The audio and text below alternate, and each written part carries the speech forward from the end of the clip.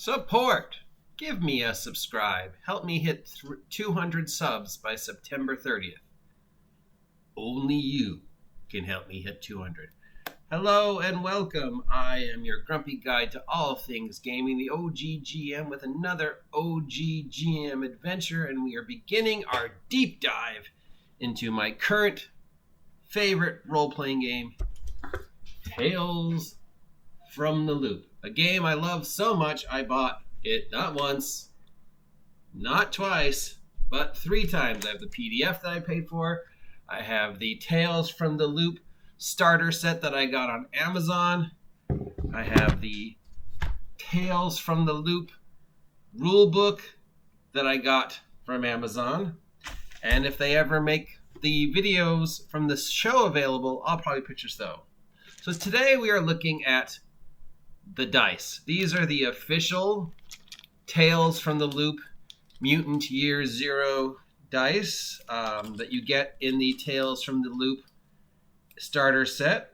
They are this interesting orange color.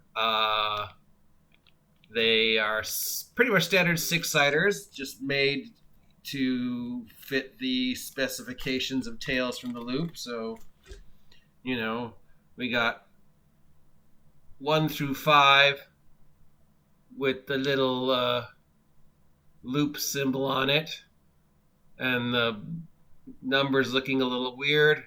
And then we got the 6 for the, critical, with, I guess that's supposed to be the symbol of the loop on it there or something. So I sent a letter to Free League Publishing asking them why, of all the various dices that they could have used, they chose 6-siders and they chose the system that they use.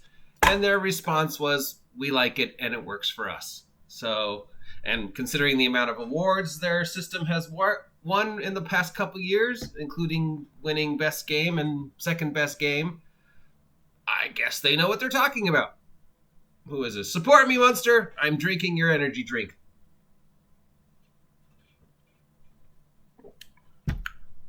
So, how do the dice rule work in the Mutant Year Zero Tales from the Loop world?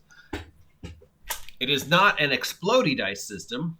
1 dice is as good as 5 dice in this game because there's only one set thing that you have to beat.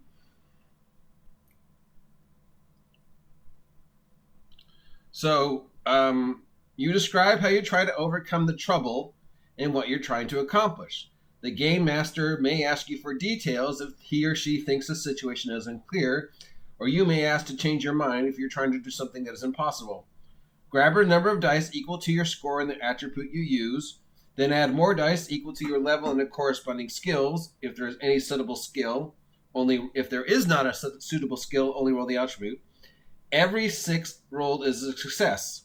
In most cases, only 1 success is needed to overcome trouble. So, 1 through 5, nah. You only need 1 dice, but the more dice, the better. 1 through 5, fail. 6, succeed. By getting to roll more dice, you have a better chance of rolling 6s. Now, do things happen if you don't roll a 6? Yes. There are suffering conditions and stuff like that, and you could just say, oh, nothing happens, or something happens, but it isn't quite what you thought was going to happen, or something happens, but it's not correct. Like, I look for clues, and I roll, but I only rolled a 3. So you see something, but it's not what you wanted to see, but you still see something. But then the DM can, use that fail to drop false clues or misinformation or stuff to mess with you and add more trouble and complications. Like, oh, you find a matchbook cover. Okay, well, that's a clue, right? Yes, it is a clue, but not to what you need to know. It's a way for me to distract you from what you need to know, because now you've created a trouble. So, in the Tales from the Loop system, in the Mutant Year system, you only need to roll a 6.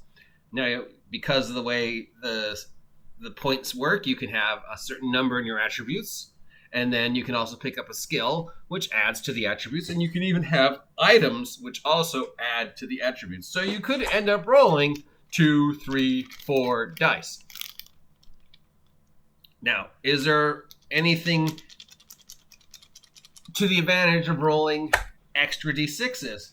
Well, yeah, you can buy an effect. If you roll more successes than you need, leftover successes can be used to buy beneficial bonus effects. Such effects are described for each skill. The same effect may be bought several times. The game master decides which effects, if any, are suitable in any given situation. Here if we're talking about Tales from the Loop, we need some Tales from the Loop art. I love this. So each skill has a special effect that you can add to it. So let's go to the skills.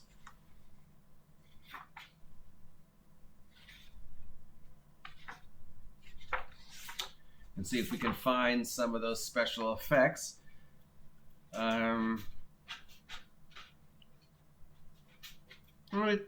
It doesn't say anything.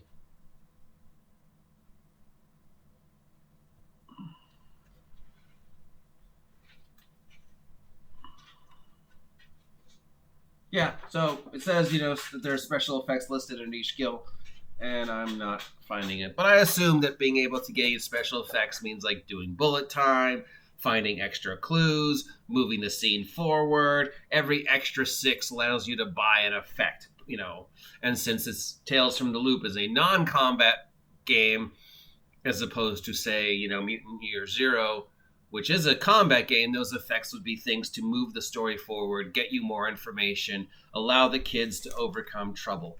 So, multiple D6, you buy, you have a certain amount of points for each stat, then you have a certain amount of points to gain more skills. Each of the archetypes has certain skills that they're strong at. You end up rolling 2, 3, 4 dice. Every 6 is a success. 1 through 5 is a failures, and failures are up to the determination of the DM, because you could still drop stuff on them, just not necessarily what they need to move the story forward, but complications and troubles to move the story in a different direction or to impede the story. And Tales from the Loop would be, okay, you've activated one of your complications or you've activated one of your troubles, and your bullying older brother sees you standing with your friends on the street corner and comes over and, starts harassing you for money. Or you get lost, or it gets dark and your mother's calling you, but you still want to follow the guy, or whatever. And then the more 6s you roll, then I've got a couple leftover 6s. I've already succeeded. Can I push that? Can I get a special effect? I'm sneaking. I want a special effect. I want to be able to just go underneath the radar, not have them see me at all, and come up, in the room right by the desk, and the electronic surveillance thing doesn't see me and is totally all cool and stuff. Yeah. So 6-sided dice. Why did they choose 6-sided dice? Because they like them and it works for them. And considering that they won the NE Best Game of the Year and Silver Runner-Up Best Game of the Year, and along with 10 other awards at this year's Ennies, I'm going to say Free League Publishing knows what they're talking about. So these are the dice that came with this. Why did I buy this? I don't know, because I wanted it. Then I went and bought this. Now, the disappointment of this is it doesn't fit in this. So, wow, it does. It didn't before. I guess I was doing it wrong. That's weird. So I tried to put this in this and then close it on the other one, and it didn't close, but now it's closing. So I guess I just made a fool of myself. What else is new? Have a great afternoon. Please take a moment to subscribe and support me. Consider donating to the PayPal. I'd set up a Patreon, but I don't see the point since I have nothing to offer you. PayPal's the best. It's the easiest. It's the quickest. Eventually I'll do t-shirts maybe someday. Once I move on to the next phase of this great experiment that is the OGGM Adventures. But for now, please feel free to take a moment and support me. Buy me a coffee. Even $1 helps, and then I can buy more games to review. We will continue our deep dive into Tales from the Loop as we look at the character archetypes.